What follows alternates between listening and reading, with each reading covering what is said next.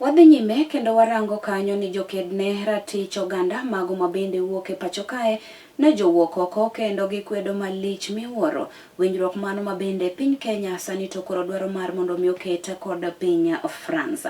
Oganda go ne obago ng'anyo mano mamuola e boma mano ma Nairobi koro to wacho ni piny France owere gi tim mano mar donjruok e chenro mabende itayo e pinjego mago mag Afrika.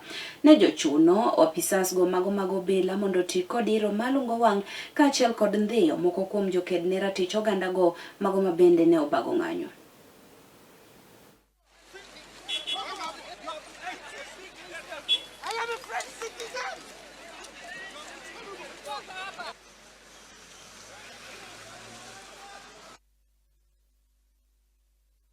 If French is interested of genuine partnership with the Nairobi, what has happened in Ouagadougou, what has happened in the Sahel region, we know for a fact that there is no development that has happened in West Africa. What have they done to the Sahel? What have they done to Cote d'Ivoire? What have they done to Gaddafi in Libya?